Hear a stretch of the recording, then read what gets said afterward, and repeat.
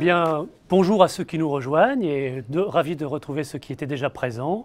Sans plus attendre, on attaque la deuxième partie de cet après-midi consacrée à la maladie de Fabry. Donc vous voyez, je suis bien accompagné et on va parler du diagnostic. Et pour faire suite aux examens initiaux que connaissent tous les cardiologues, c'est-à-dire l'électrocardiogramme et l'échocardiographie, on a déjà évoqué que l'IRM cardiaque avait une place centrale, ou en tout cas très importante. Et je suis ravi d'accueillir Olivier Lérès du CHU de Toulouse, qui connaît bien le sujet, qui va nous expliquer un petit peu comment exploiter les données de l'IRM.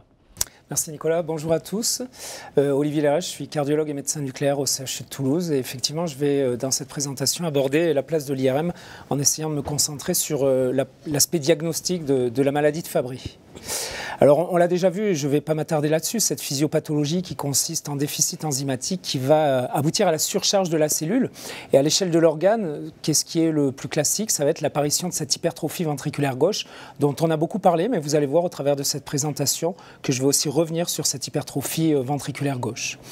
Et pour cette présentation, je souhaiterais me focaliser sur cette chaîne physiopathologique qui part de ce déficit enzymatique et cette surcharge cellulaire, et donc les effets cellulaires qu'on connaît au niveau du cardiomyocyte, l'hypertrophie, mais également les modifications des protéines membranaires qui vont aboutir notamment à de l'autophagie par exemple, et également le déficit d'activité mitochondriale. Et puis ensuite nous verrons l'atteinte tissulaire pour enfin arriver à l'atteinte d'organes et l'atteinte systémique qui va aboutir à la défaillance de l'organe, et ici le cœur. Et donc j'aimerais au travers de cette chaîne physiopathologique pouvoir essayer de positionner l'IRM et voir comment l'IRM peut remonter cette chaîne, essayer d'apporter une orientation vers le diagnostic de maladie de Fabry en explorant différents chaînons de cette cascade physiopathologique. Alors, dans un premier lieu, je vous ai parlé de l'hypertrophie ventriculaire gauche et on connaît la plus-value de l'IRM dans l'exploration du myocarde, notamment grâce à cet excellent contraste spontané entre la cavité et le muscle qui permet d'explorer l'hypertrophie sur l'ensemble du ventricule gauche, mais également du ventricule droit, et qui va permettre de quantifier cette hypertrophie et de la localiser également. Cet IRM qui va également permettre d'évaluer la fonction, et je vous ai mis ici l'exemple d'une maladie de Fabry avec une présentation tout à fait atypique au stade de dysfonction systolique ventriculaire gauche. Vous voyez cet amincissement pariétal qui pourrait mimer un infarctus ou une zone infarcie avec, vous le voyez, un thrombus apical malgré l'absence de coronaropathie, et on en a parlé dans la précédente présentation, ces atteintes microvasculaires qui peuvent être à l'origine de ce type de présentation, et donc l'IRM va également permettre d'étudier la fonction. Mais la grosse plus-value de l'IRM ne se situe probablement pas là, et je vous l'ai dit, cette physiopathologie amène à une surcharge intracellulaire, on en a déjà parlé, et notamment l'apparition d'une vacuolisation, une hypertrophie des cardiomyocytes et l'apparition d'une vacuolisation, et l'IRM va pouvoir explorer ça au travers de ce qu'on appelle la cartographie du T1, ou ce qu'on voit dans les publications, ce qu'on appelle le T1 mapping en anglais, puisque le T1 va être abaissé en présence d'une vacuolisation, d'une augmentation de la densité entre guillemets lipidique cytoplasmique de ces cardiomyocytes. Et vous le voyez, la maladie de Fabry va être la seule pathologie, vous verrez que l'hémochromatose peut le faire aussi, mais une des seules pathologies, en comparaison aux autres étiologies d'hypertrophie ventriculaire gauche, à abaisser ce T1. Et donc ce message est important, la diminution du T1 en IRM est très suspect de maladie de Fabry. Et donc, on va pouvoir réaliser, grâce aux mesures du T1 et du volume extracellulaire, qui n'est rien d'autre que du T1 après administration du produit de contraste, eh bien, on va pouvoir faire une cartographie phénotypique de nos cardiomyopathies. Et vous voyez que la maladie de Fabry est la seule cardiopathie avec la surcharge en fer, donc l'hémochromatose, a donné une diminution du T1 à volume extracellulaire constant. Et donc, pour revenir sur cette chaîne physiopathologique, j'aimerais maintenant m'intéresser au niveau tissulaire. Et on voit qu'au niveau tissulaire, on va avoir différentes atteintes, et j'aimerais m'intéresser ici à la fibrose qui va être aussi, on l'a vu au travers des différentes présentations avant, une des caractéristiques de l'histoire naturelle de la maladie de Fabry, puisque d'un problème purement intracellulaire, on l'a vu, on va avoir une modification de l'expression des protéines de membrane qui va aboutir à un recrutement macrophagique, qui va aboutir à de l'autophagie et qui va aboutir à un phénomène de fibrose via de l'inflammation. Et l'IRM, vous le savez, est un excellent examen pour explorer cette fibrose endomyocardique au travers notamment du rehaussement tardif, puisque, et on l'a vu dans la présentation précédente sur l'échocardiographie, on sait qu'on va avoir des altérations qui ne sont pas spécifiques, mais qui sont très évocatrices en présence d'une hypertrophie ventriculaire gauche, à savoir altération du strain sur la paroi inférolatérale dans son segment basal, qui correspond à des zones de fibrose avec du rehaussement tardif médio-pariétal, voire sous-épicardique, et parfois transmural avec un émincissement pariétal en regard de ce segment. Et donc, on va avoir ce paradoxe d'avoir d'un côté une augmentation du volume intracellulaire plutôt en septal, et sur les formes évoluées, l'apparition de cette fibrose qui va être à l'origine d'une augmentation du volume extracellulaire au niveau de la paroi inférolatérale dans son segment basal prédominant. Et vous avez un exemple ici où vous voyez sur la gauche un sujet sain sans hypertrophie, avec, vous le voyez, un T1 qui va dans les verts, qui est un T1 considéré comme normal. Et sur l'image du milieu, sur ce T1 mapping, on voit le septum qui est plutôt bleuté, qui correspond à un T1 bas, donc surcharge, vacuolisation des cardiomyocytes. Et en inférolatérobasal, paroi latérale, vous voyez que c'est rouge, donc augmentation du T1 qui correspond à l'apparition d'une zone de fibrose qui est confirmée par le rehaussement tardif et qui vous montre ici une pathologie assez évoluée. Et donc, cette sémiologie IRM va nous permettre d'explorer cette cardiopathie sur l'ensemble de la chaîne physiopathologique que je vous ai montré tout à l'heure. Et vous voyez qu'on va avoir une phase dite d'accumulation avec un patient qui n'aura pas d'hypertrophie et qui aura initialement un T1 normal, puis qui va abaisser son T1 du fait de cette surcharge purement intracellulaire, cette vacuolisation. Puis une phase inflammatoire, qui est une phase qui apparaît de façon concomitante à l'hypertrophie, avec abaissement du T1, puis apparition du rehaussement tardif du fait de ces zones de fibrose post-inflammatoire, et puis une phase tardive de fibrose extensive, mais qui n'est pas que macroscopique, qui peut être aussi interstitielle et diffuse, et qui va être à l'origine de la normalisation du T1, et c'est ça qu'il va falloir retenir. C'est-à-dire qu'un T1 normal n'écarte pas une maladie de Fabry.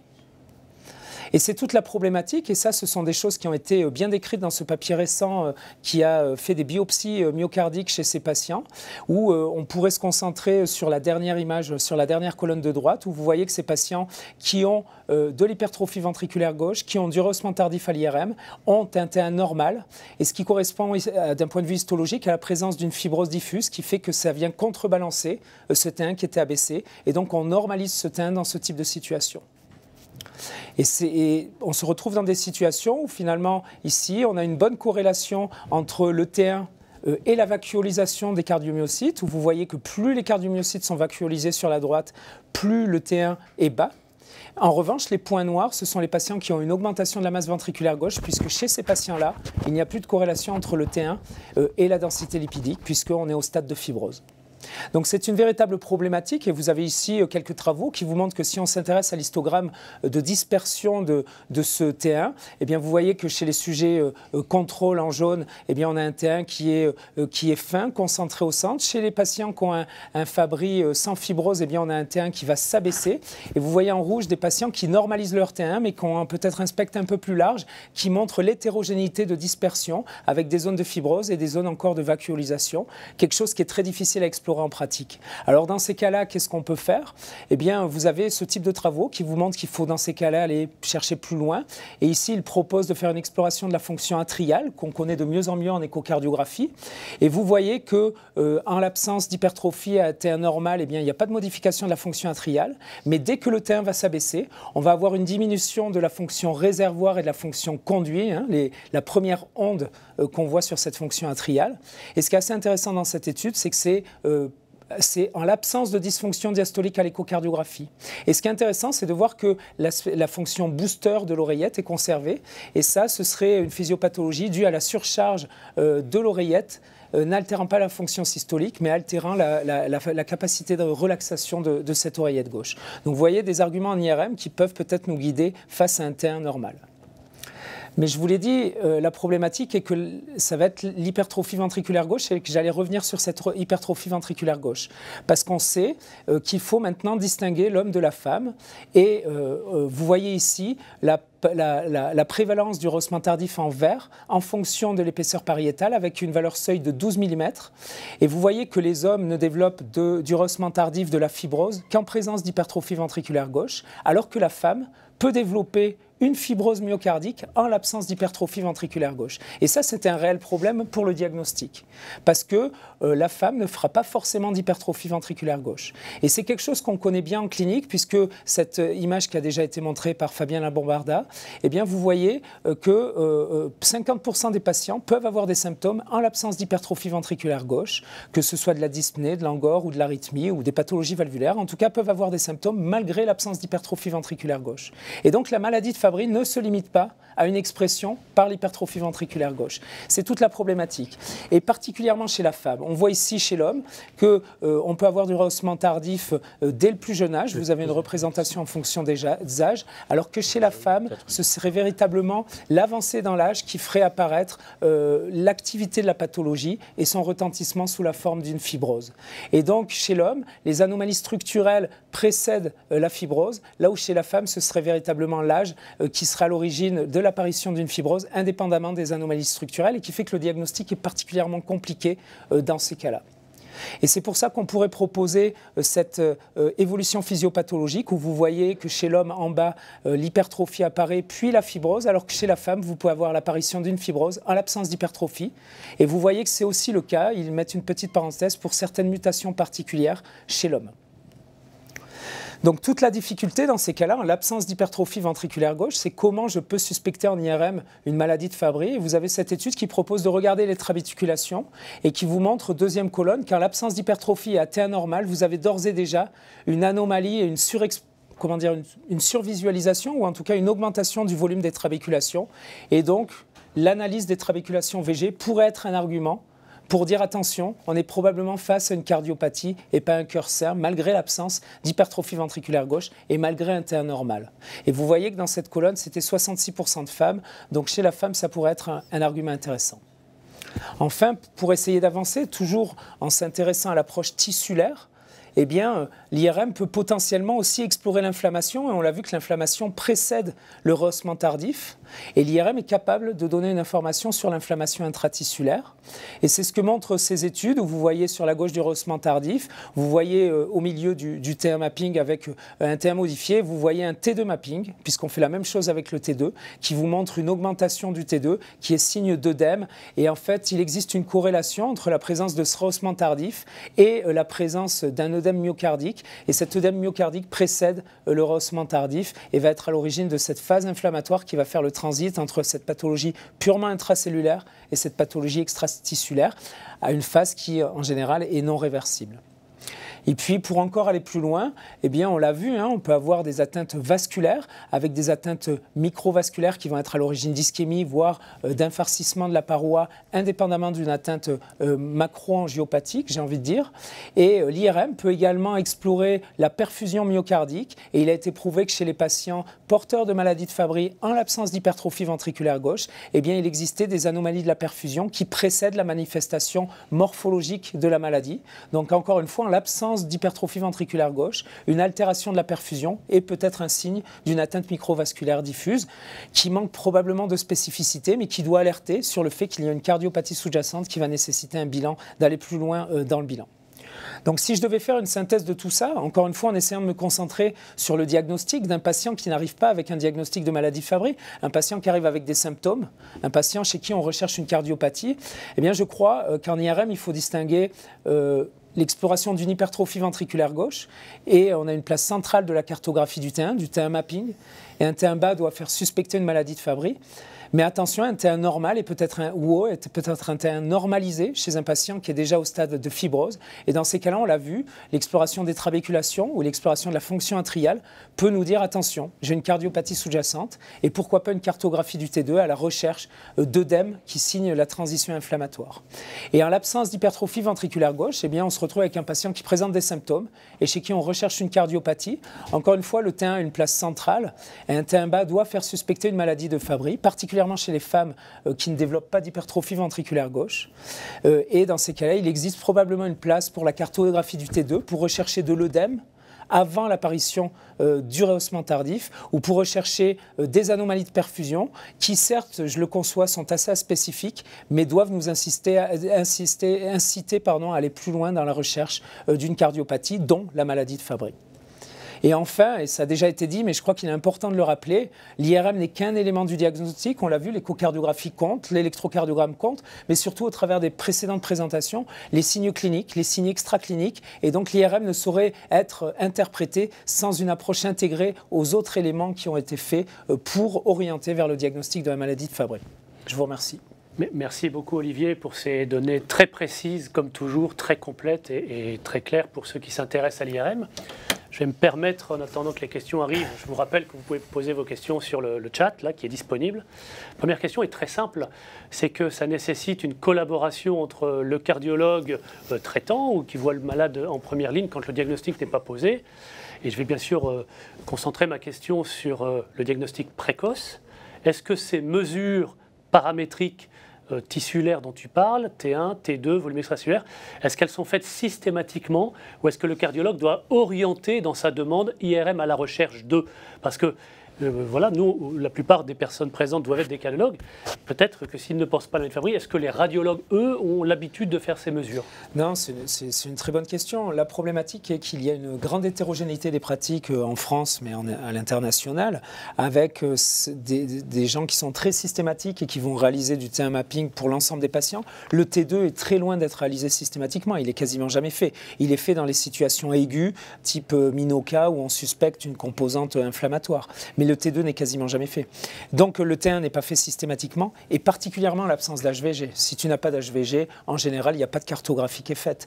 Et donc ça vaut le coup de sensibiliser. Et ça pose un gros problème chez la femme. Donc devant une symptomatologie, des modifications électrocardiographiques, des signes extracardiaques, enfin tout ce qu'on a vu, eh bien, si on suspecte potentiellement un rattachement cardiaque à cette symptomatologie, il faut sensibiliser le radiologue ou le cardiologue qui fait l'examen au fait qu'il faut aller faire une cartographie du T1, voire une cartographie du T2. Je sais pas.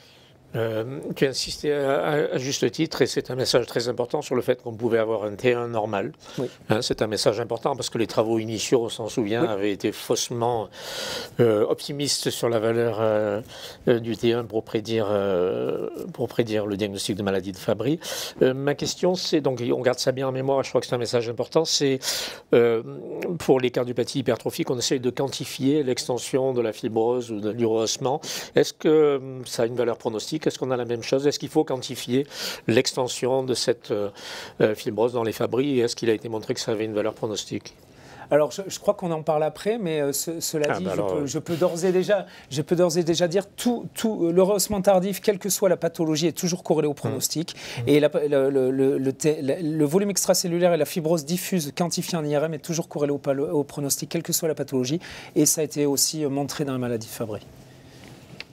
Je ne sais pas s'il y a une autre question parmi notre panel ou sur le chat. Une dernière question sur le chat qui est justement très simple. Concernant le diagnostic précoce et des personnes de genre féminin, donc sans hypertrophie, est-ce qu'une baisse du T1 a une spécificité telle qu'on pourrait, alors je ne parle pas de traitement qui sera là aussi l'objet d'un débat après, mais est-ce qu'on peut retenir le diagnostic juste sur un T1 bas chez une jeune femme qui a 10-11 mm, ce qui est peut-être déjà limite haute, puisqu'on sait que les femmes ont une épaisseur moins importante? Alors, je crois qu'il faut garder quand même l'idée que le diagnostic, c'est avant tout une mutation avec un effet métabolique. Donc une mutation pathogène qui va donner un effet métabolique et une surcharge en glycosphéngolipides. Donc le diagnostic, il est là. L'IRM, elle permet de hautement suspecter. Un T1 bas doit faire hautement suspecter une maladie de Fabry, quoi qu'il arrive. Ensuite, il faut s'assurer des normes de l'IRM, et donc en général les personnes qui font l'IRM connaissent leurs normes, et s'ils se permettent de mentionner un T1 bas, il faut absolument aller plus loin pour rechercher une maladie de Fabry, c'est évident. Et c'est une parfaite transition, je crois, pour la suite des interventions. On va passer donc à la deuxième présentation de cette session par le docteur Foudil Lamari sur les marqueurs biochimiques de la maladie de Fabry. Merci. Donc on est à ce stade-là de forte suspicion de maladie de Fabry. Maintenant, il faut passer à la confirmation. Donc le diagnostic et les marqueurs biochimiques font partie bien sûr du diagnostic de la maladie de Fabry au même titre ou précèdent quelquefois l'analyse moléculaire ou génétique du gène GLA. Et donc je vais vous parler un petit peu des marqueurs biochimiques, pour certains spécifiques, d'autres moins spécifiques, pour le diagnostic, mais aussi pour le pronostic et le suivi thérapeutique de la maladie de Fabry. On va commencer par les marqueurs de diagnostic. Donc, c'est une maladie de surcharge lysosomale. Il s'agit d'une enzyme qui est codée par un gène, qui a un substrat et un produit. Donc, en fait, comme toute enzyme, on peut faire le diagnostic à différentes étapes de cette cascade, c'est-à-dire l'analyse moléculaire, mesurer l'activité de l'enzyme ou alors mesurer le substrat de l'enzyme qui doit s'accumuler ou son produit qui doit être absent. Donc, dans le cas de la maladie de Fabry, bien sûr, rechercher des mutations, mesurer l'activité de l'enzyme, mesurer les substrats. Pour la mesure de l'activité de l'enzyme, il faut juste retenir que maintenant on peut mesurer l'activité dans les leucocytes, mais aussi de plus en plus sur papier buvard.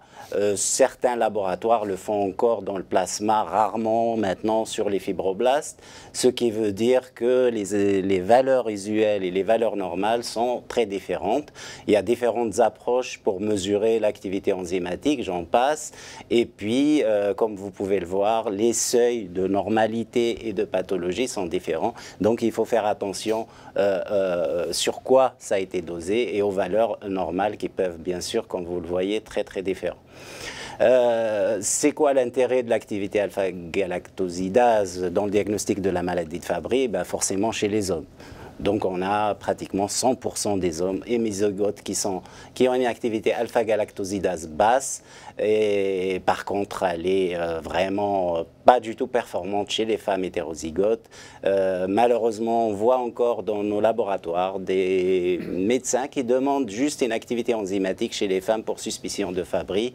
Et le risque, c'est de mettre dans le dossier de la patiente que la recherche de maladie de Fabry était négative et qu'on en reste là. Donc, l'alpha-galactosidase chez les femmes, c'est pas un bon marqueur. On dose aussi le substrat de l'enzyme. Alors le substrat naturel, c'est le GB3, maintenant qu'on peut doser dans les urines, bien sûr. Maintenant, on dose de plus en plus un de ses dérivés qui est le lyso-GB3, qui est dosable dans le plasma, qui a des concentrations beaucoup plus élevées que le GB3 et il participe quand même à la physiopathologie de la maladie de Fabry parce que ce lyso-GB3 est reconnu comme étant pro-inflammatoire et peut participer au développement de la fibrose. Contrairement à l'activité alpha-galactosidase, le lyso-GB3, bah, pareil, il est augmenté chez tous les hommes, Fabry. Il est un peu plus sensible chez les femmes, mais sa sensibilité a été rapportée en 2015 comme étant de 80%. Ça veut dire quand même, attention, même le lyso-GB3 peut faire défaut chez les femmes et dans ces cas-là, seule la génétique, finalement, peut conduire à un diagnostic de certitude. Nous, on l'a fait sur la cohorte, Vladimir Mohin l'a fait sur une cohorte française. Nous, on a trouvé un seuil, pour un seuil de 0,8 nanomol, à peu près une sensibilité de l'ordre de 93%, mais elle est encore loin d'être de 100%. Et une fois qu'on a fait le diagnostic de la maladie de Fabry, quels sont les marqueurs qu'on peut utiliser pour le pronostic de la maladie de Fabry? Alors, on sait que l'activité alpha-galactosidase chez les hommes, bien sûr, peut être corrélée en fait au phénotype clinique. On sait que à peu près dans les formes classiques, l'activité résiduelle est très basse, elle est inférieure à 5%, alors qu'il y a une activité résiduelle assez importante dans les formes tardives de la maladie de Fabry, notamment dans les formes cardiaques. Donc déjà, le taux de l'activité enzymatique peut être un indicateur pour connaître un petit peu l'issue de la maladie. On a d'autres marqueurs un peu moins spécifiques qui peuvent aider un petit peu pour déterminer le pronostic de la maladie de Fabry, notamment le NT-proBNP.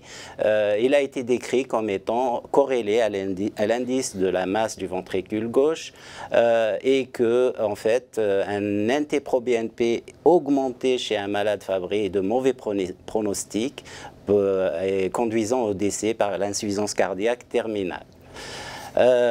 Également, le NT-proBNP peut être utilisé, donc ça c'est les recommandations, pour évaluer l'atteinte cardiaque avant l'apparition d'une hypertrophie franche, parce qu'en fait, il précède, l'augmentation du NT-proBNP semble précéder l'apparition de l'hypertrophie chez les patients Fabry.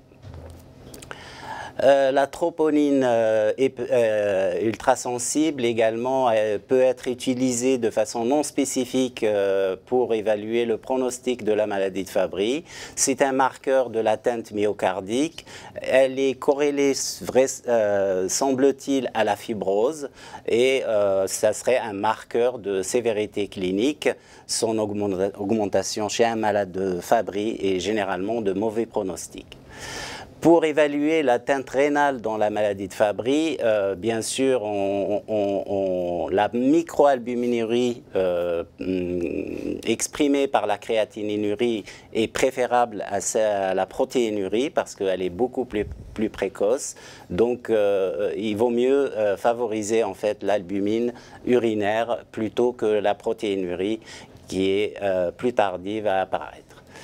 Maintenant, est-ce que le lysogB3 est un marqueur de sévérité? On sait déjà qu'il y a une certaine corrélation avec le génotype. En fait, les mutations les plus délétères, celles qui sont faux sens, stop, les mutations stop ou avec un décalage de lecture, présentent des taux de lysogB3 beaucoup plus augmentés que les mutations faux sens. Mais jusqu'à il n'y a pas longtemps, on avait quand même un doute sur l'association entre le lysogB3 et la survenue d'événements cliniques dans le Fabry, même si on a vu que des taux de lysogB3 qui sont augmentés sont associés à des événements cliniques péjoratifs au niveau cardiaque, mais aussi au niveau rénal et cérébrovasculaire.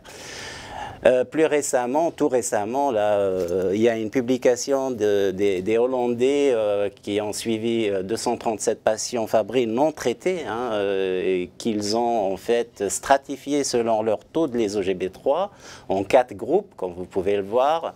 Alors, ce qu'ils ont remarqué, c'est que le lysogB3 est presque déterminé chez les patients. Il ne bouge pas au cours du temps, sans traitement, bien sûr. Bien sûr, il est plus élevé dans les formes classiques chez l'homme par rapport à la femme, il est plus élevé chez les hommes que les femmes, ça on le savait déjà. Par contre, ce qui était intéressant, c'est que en fait, le taux basal de lysogB3 était associé en fait à l'évolution clinique des patients. Donc là, on voit la pente en rouge, c'est ceux qui ont le taux de lysogB3 le plus élevé. On voit que c'est eux qui vont avoir une baisse de DFG. Et également, c'est eux qui vont avoir une augmentation plus rapide de l'élimination de l'albumine ou du rapport albumine sur créatinine urinaire. Donc, il y a quand même une certaine corrélation entre le lysogB3 à baseline et l'évolution des patients Fabry.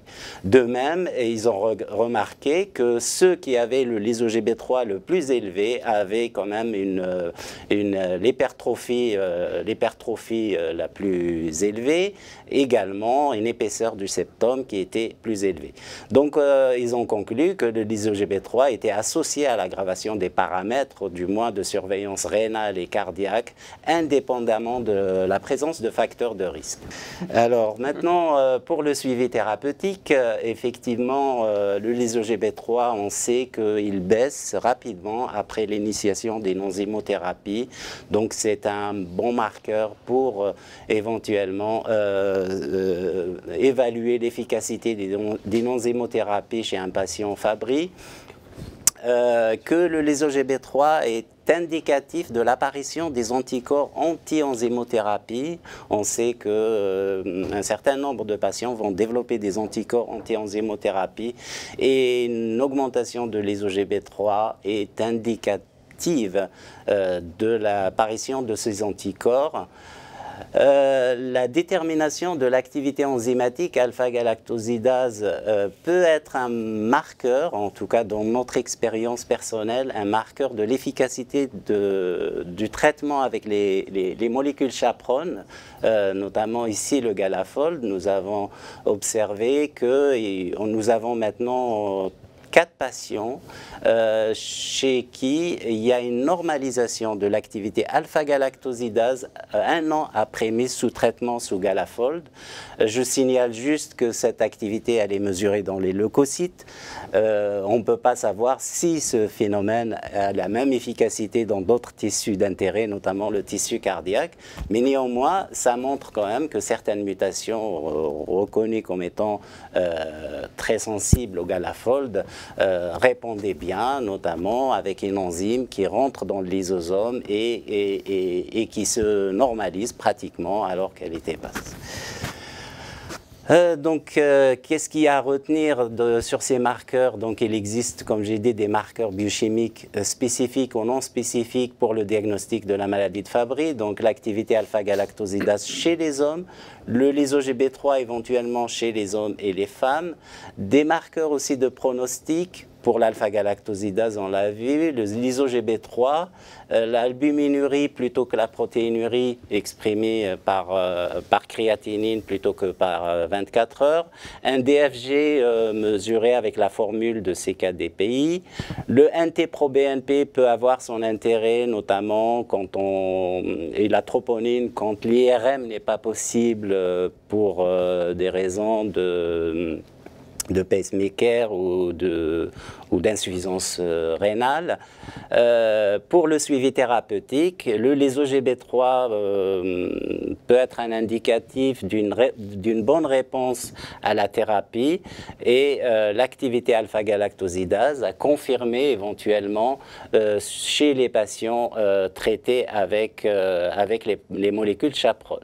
Alors pour les marqueurs non spécifiques, notamment le DFG, le NT-proBNP, bien sûr, il faut prendre en compte l'âge du patient et l'écopathologie, parce qu'ils ne sont pas forcément liés à la maladie de Fabry elle-même. Et puis, pour suivre vos patients par l'activité enzymatique ou par le lysogB3, même si les laboratoires tendent de plus en plus vers la standardisation, il reste quand même une certaine variabilité entre le laboratoire. Donc, il est préférable de faire suivre vos patients dans le même laboratoire pour pouvoir comparer les résultats. Voilà, et je vous remercie pour votre attention. Merci beaucoup pour cette présentation très claire. Je rappelle que vous pouvez poser vos questions, hein, n'hésitez pas, et on les retranscrira bien volontiers. J'étais très intéressé par l'évolution effectivement du lysogB3. On va probablement en reparler dans la journée, mais est-ce que l'absence d'évolution du lysogB3 dans un sens ou dans l'autre, ou au contraire une bonne réaction, peut influer sur le choix du traitement ou l'idée de dire ben voilà, ce traitement n'a pas été assez efficace, je vais switcher vers un autre traitement. Est-ce que vous avez déjà eu cette opportunité, cette réflexion? Non, le lysogB3, j'assiste aux réunions du CETF. Bon, il est positif, il est augmenté, le patient est Fabry. Maintenant, la question, est-ce qu'il faut le mettre sous traitement ou pas? Donc la question qui va se poser d'abord, est-ce que la mutation, et Catherine va en parler, est-ce que la mutation répond au traitement chaperone? Auquel cas, déjà, on élimine la protéine chaperone et à ce moment-là, il restera le choix de 2 enzymothérapies, 3 maintenant qui existent sur le marché. Et bon, après, c'est une question de dosage. Maintenant, il y a une qui est perfusée un peu moins fréquemment que les autres. C'est une perfusion, je crois, tous les mois. Donc, le lysogB3 n'influence pas le choix de la thérapie. Après, le lysogB3 peut être pris en compte si on voit qu'il ne baisse pas, de se dire on va switcher vers tel ou tel traitement. Et donc c'est le docteur Catherine Caillot qui va nous parler du diagnostic par test génétique. Merci beaucoup. Donc effectivement, je vais prendre la suite du diagnostic enzymatique avec le diagnostic génétique et les particularités donc, de ce test. Alors, tout d'abord, dans quel contexte prescrit-on le test génétique? Bien sûr, bon, chez l'homme, c'est ce qu'on imagine le plus couramment. Il s'agit de confirmer le diagnostic chez un homme qui présente un déficit en alpha-galactosidase, c'est-à-dire qu'on va généralement en 2e intention sur le test génétique. Rarement, éventuellement, on peut avoir un variant caractérisé par le biais d'un panel, et puis ensuite le dosage peut être utilisé comme test fonctionnel, il faut juste y penser. S'il y a une découverte par hasard d'une mutation Fabry, on peut bien sûr chez l'homme confirmer la maladie par le dosage enzymatique. Chez la femme, donc, le but sera de confirmer le diagnostic chez une femme qui présente des signes compatibles avec une maladie de Fabry. Et là, on a bien sûr la méthode de référence, puisque, comme on vient de le dire, le dosage est rarement informatif chez la femme. Et puis l'autre étape, c'est ensuite l'étude familiale qui va permettre le dépistage des femmes conductrices et éventuellement des hommes apparentés qui seraient atteints de la maladie. Alors, quel test faut prescrire? Je peux glisser assez rapidement, tout le monde connaît. Donc, il s'agit du séquençage du gène GLA, donc, qui code pour cette enzyme que nous dosons, l'alpha-galactosidase A, donc, qui est une enzyme lysosomale, gène qui est localisé sur le chromosome X et donc, qui explique donc, ce mode de transmission spécifique de la maladie de Fabry. Donc, vous voyez la représentation du gène ici, ce n'est pas un très grand gène, hein, c'est un gène qui a seulement 7 exons et qui a été pendant longtemps relativement rapidement séquençable. Alors, juste un petit mot sur les aspects vraiment réglementaires, on va dire. Donc, qui peut prescrire? Eh bien, bon, ceci est régi par l'arrêté de 2013 qui porte sur l'examen des caractéristiques génétiques d'une personne à des fins médicales. Donc, le prescripteur de ce test-là, comme de n'importe quelle génétique, ça va être soit un médecin généticien ou un conseiller en génétique qui va être placé sous la responsabilité d'un généticien, soit bien sûr un médecin non généticien mais qui connaît parfaitement la maladie et qui est capable effectivement de le diagnostiquer, le traiter, voir les conséquences familiales et interpréter les résultats et les rendre aux patients. Donc c'est tout à fait le cas des médecins spécialistes, cardiologues, neurologues qui sont amenés à voir la maladie des patients avec une maladie de Fabry. Alors, dans quelles conditions? Je passe peut-être aussi rapidement là-dessus. Comme pour tout test génétique, eh bien, il faut avoir une information et un consentement. Donc, le patient doit être informé avant la prescription du but et des modalités du test, bien sûr, des possibilités de traitement et de prévention, des modalités ensuite de communication des résultats, et puis un élément aussi qui est important maintenant, l'information à la parentèle, qui est une obligation légale. Donc, une fois l'information faite, eh bien, on doit demander, donc obtenir le consentement écrit du patient, qui est le préalable à cet examen génétique. Donc, c'est un consentement libre, éclairé, spécifique, donc dédié au gène GLA, révocable éventuellement. Et ce consentement doit porter la signature du médecin, qui indique qu'il a donné l'information au patient, et la signature du patient qui donne son consentement. On doit avoir 3 exemplaires, donc peu importe, un dans le dossier, un pour le patient et un pour nous au laboratoire qui allons faire l'étude. Alors, quelles sont les méthodes d'analyse? Donc, bien sûr, l'étude se fait à partir d'ADN génomique. Donc, on l'obtient bien sûr à partir d'un prélèvement sanguin, tout simple, un prélèvement sur EDTA, qui va être fait. Donc, il y a de nombreux labos en France qui assurent ce séquençage, et donc en général, la plupart sont reconnus maintenant comme laboratoires de biologie médicale de référence. Donc, il y a 2 grandes techniques en génétique, bien sûr. Il y a le séquençage de type Sanger, qui a prévalu pendant très longtemps, qui est encore réalisable dans de nombreux laboratoires, mais qui peut-être maintenant est plus centré sur, on va dire, l'étude ciblée pour les études familiales. Donc là, qui consiste bien sûr à amplifier les régions exoniques, incluant les jonctions exon-intron. La limite de cette approche de séquençage, c'est qu'effectivement les délétions, notamment les délétions exoniques, ne sont pas forcément vues.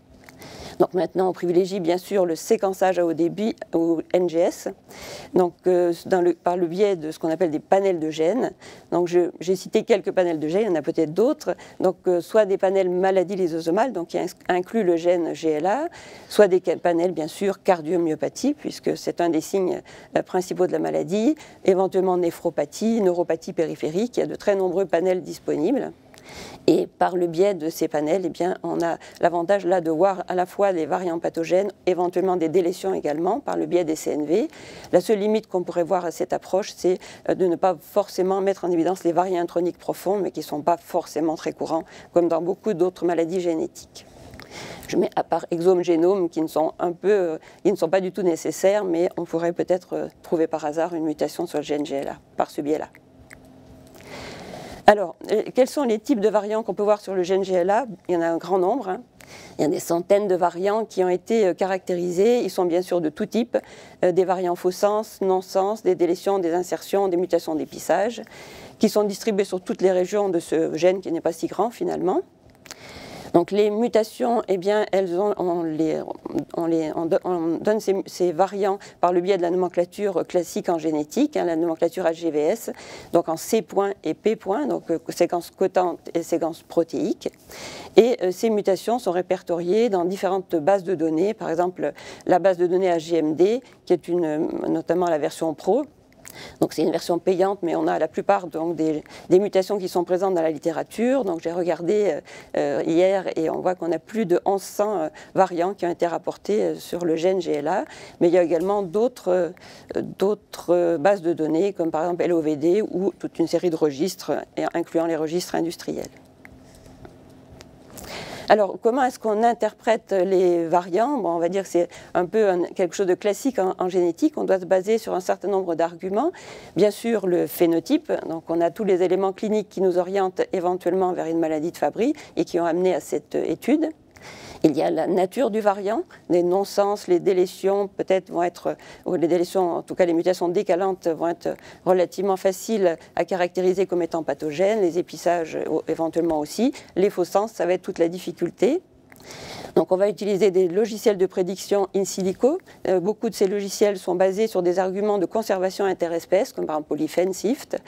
Lorsqu'on a une mutation d'épissage, il y a aussi des logiciels spécifiques pour les anomalies d'épissage, pour essayer de les modéliser et démontrer les conséquences potentielles. Et il y a aussi des logiciels qui, par exemple comme Alamut, Mobilitails, qui associent toute une série d'outils et qui permettent de gagner du temps. Donc on a en face de ça des bases de données patients, comme je l'ai évoqué, comme HGND, comme ClinVar ou LOVD. On a aussi, on peut tenir compte aussi de la fréquence du variant dans les bases de données de population générale, type GNOMAD. Ça va nous donner une indication. Évidemment, un variant très fréquent aura plus tendance à être un variant bénin qu'un variant pathogène. Et puis la ségrégation de l'allèle dans la famille, bien sûr, et l'étude fonctionnelle, donc le dosage chez l'homme, qui est un élément décisif, en tout cas la plupart du temps.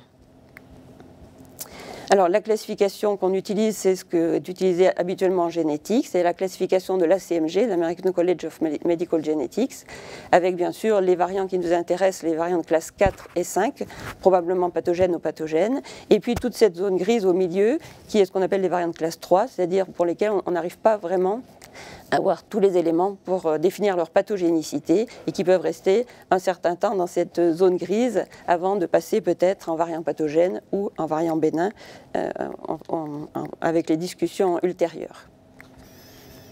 Alors juste dans le Fabry, il y a des cas qui sont relativement faciles, c'est-à-dire qu'on a des variants qui sont associés à certaines formes cliniques.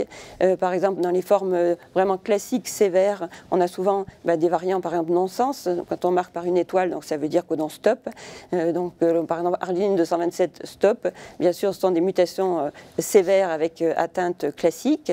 Les mutations, par exemple, aussi sur certaines régions de la protéine qui peuvent être très importantes pour l'activité enzymatique. Par exemple, au codon 170, on peut avoir des mutations qui peuvent être sévères parce qu'elles sont dans une région vitale. Et puis, par exemple, dans les variants cardiaques, on a aussi, je cite, 2 mutations qui sont bien connues. La mutation au codon 215, qu'on a déjà citée, qui est tout à fait classique dans cette forme de la maladie, ou bien la mutation au codon 113, qui est une mutation qui est assez commune au Portugal, donc on voit souvent chez les patients portugais dans notre étude. J'ai pris un petit schéma qui montre effectivement, j'ai du mal à lire de loin, mais voilà, des mutations qui sont effectivement, quand elles sont de type non-sens ou frameshift, décalantes, eh bien, vous voyez qu'elles sont toujours associées à la forme classique. Et puis, lorsqu'on a des mutations d'épissage, on peut voir les 2 types de formes selon les répercussions potentielles sur l'épissage. Et puis, vous voyez le gros paquet des mutations faux sens qui posent le plus de problèmes et qui peuvent être associées soit à la forme classique, soit à la forme tardive, soit il s'agit d'un variant bénin.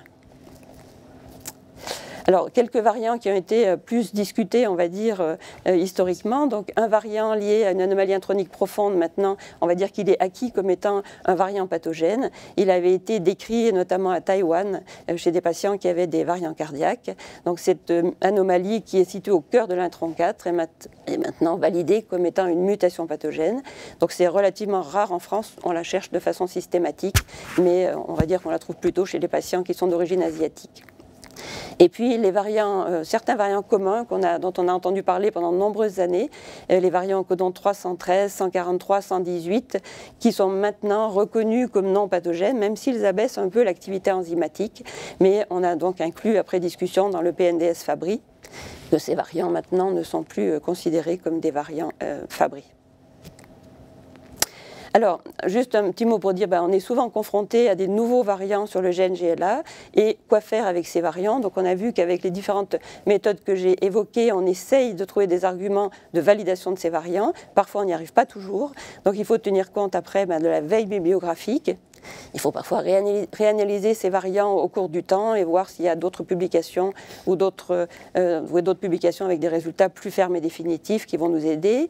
Des réunions de type RCP ou des réunions de consensus entre les cliniciens, les généticiens, les biologistes pour confronter les données cliniques et biologiques afin d'essayer d'arriver à une validation définitive de ces variants.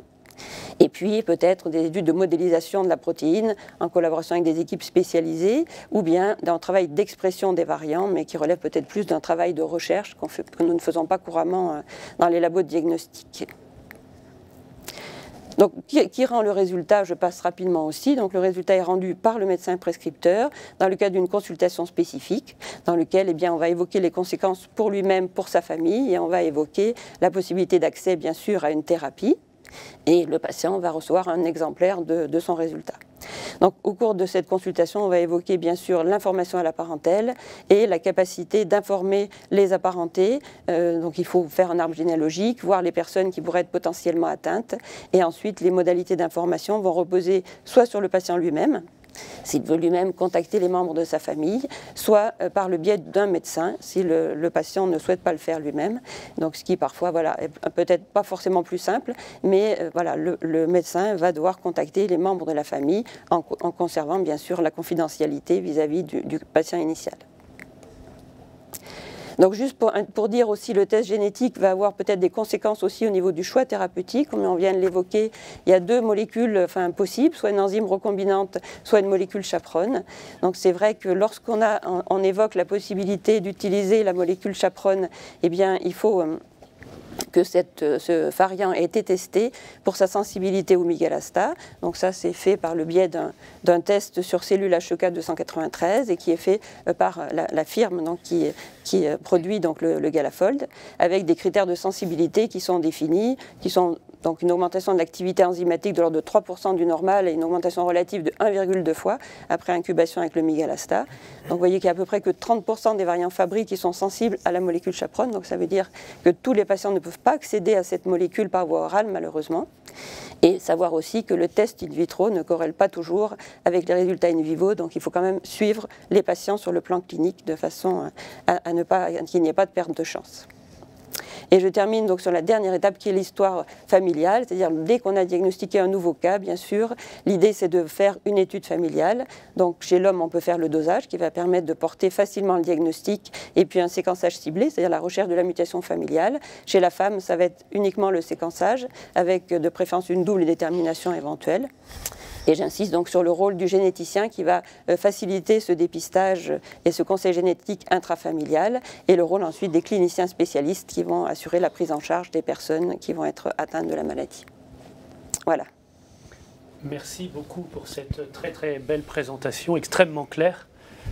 Et il y a déjà des questions sur le chat, mais j'ai deux questions qui sont assez simples. Une plutôt d'organisation et réglementaire, et l'autre plutôt scientifique. Au niveau réglementaire, vous suggérez que les cardiologues ou les neurologues sont autorisés, habilités à faire cette prescription d'analyse moléculaire s'ils connaissent la maladie. Alors voilà, ce genre d'émission participe à ce qu'ils connaissent la maladie. Au demeurant, est-ce que vous préférez dans votre pratique que ce soit une prescription faite par le cardiologue traitant ou le neurologue traitant, ou alors est-ce qu'il n'est pas plus sage qu'elle soit faite par des cardiologues ou neurologues qui travaillent dans des centres de compétences ou de référence? Parce que justement, le plan maladie rare français a développé sur le territoire et labellisé quelque part des experts. Et c'est lié à ma deuxième question. Oui. est-ce qu'on a progressé sur le nombre ou la fréquence de ces variants de signification indéterminée? Parce que je me rappelle, il y a 10-15 ans, où les premières analyses nous ramenaient souvent des variants de signification indéterminée. Et justement, pour échanger avec la famille, il vaut mieux être assez armé. Oui, tout à fait. Et donc, c'est peut-être pas facile pour tous les collègues qui nous écoutent. Non, non, bien sûr. Non, je suis tout à fait d'accord avec vous. Je pense qu'il faut aussi être soi-même à l'aise avec cette maladie et en capacité, enfin, se sentir soi-même en capacité de prendre en charge ses patients dans le cadre de cette approche de conseil génétique. Donc, plutôt centre de compétences quand même. Bien sûr, bien sûr. Et alors sur la fréquence, il y a eu des gros progrès, la proportion de signification. J'ai pas la fréquence précise, mais approximative. Il y en a encore beaucoup que vous sortez de classe 3? Moi, enfin, non, dans mon expérience, j'ai pas beaucoup, mais c'est vrai que, bon, après, on a la chance de pouvoir discuter, d'avoir des centres enfin, des centres, comment dire, des groupes, voilà, le CET-F, comme on a dit, c'est-à-dire le groupe, voilà, le comité d'évaluation sur les thérapeutiques de la maladie de Fabry. Donc, dans le cadre de ces groupes sur les maladies lysosomales, très souvent, on a des discussions directement sur les variants. On discute aussi avec les centres de référence. Donc, tout ça, bon, participe à l'évaluation. Voilà. Et depuis le temps que ces analyses moléculaires sont faites, le taux de variants déterminés diminue peut-être un petit peu, parce que tout à fait. La connaissance dans le monde progresse. Je dirais que au début, je pense que ce qui a biaisé un peu les choses, c'est qu'on a fait des grands dépistages de masse. Ce sont ces grands dépistages de masse, probablement, qui ont fait qu'on a trouvé des tas de variants chez des tas de femmes. Et finalement, bon, chez les hommes, on avait le dosage enzymatique pour valider derrière. Chez la femme, on n'avait pas. Donc, on s'est retrouvé avec des tas de femmes suspectes de Fabry. Donc, je dirais que maintenant, moi, dans mon labo, évidemment, c'est un peu plus resserré parce que, bon, on a des cas qui sont soit orientés, soit intrafamiliaux, soit très orientés par la cardiologie. Donc, je dirais que dans ma pratique, j'ai pas beaucoup de cas qui restent en suspens, de variants qui restent en suspens, je peux dire. Est-ce que le gène GLA est dans tous les panels en France actuellement? Si un cardiologue adresse un patient pour une cardiopathie hypertrophique dans un centre, est-ce que est-ce qu'il sait que le gène, la maladie de Fabry va être cherché systématiquement? Oui, je pense. Sur les les panels de cardiomyopathie, je pense qu'il est présent. Oui, tout à fait. Très bien. Il y a peut-être une question dans la salle. On peut peut-être revenir sur une question biochimique d'ailleurs, peut-être, qui fait le lien avec la génétique. Je reviens sur le dosage biochimique. Actuellement, chez les hommes, nous prélevons alpha-gal uniquement et alpha-gal et l'iso-GB3 chez les femmes. Et lors de votre intervention, vous préconisez alpha-gal chez les hommes uniquement et l'iso-GB3 chez les hommes et les femmes. C'est un point d'interrogation. Oui, donc comme je l'avais montré, le l'iso-GB3 est beaucoup plus sensible que l'alpha-galactosidase chez la femme, hein, 40%, c'est qui tout double pratiquement. Hein. C'est-à-dire une femme sur deux a une alpha-galactosidase normale. Néanmoins, en tout cas, bon, dans notre expérience, je ne pense pas qu'on a raté encore un Fabry avec le l'iso-GB3 parce que les techniques d'analyse évoluent, donc on descend en sensibilité. Néanmoins, dans la littérature, il reste encore 2-3% de femmes qui peuvent échapper même à ce marqueur qui est le l'iso-GB3. Donc finalement, le juge de paix vis-à-vis des femmes, c'est vraiment la génétique. Et après ça, si je complète en miroir la question, parce que je la comprenais comme ça, c'est que d'accord, il faut faire l'iso-GB3 en plus chez les femmes, mais la question était presque, on peut ne pas le faire chez l'homme.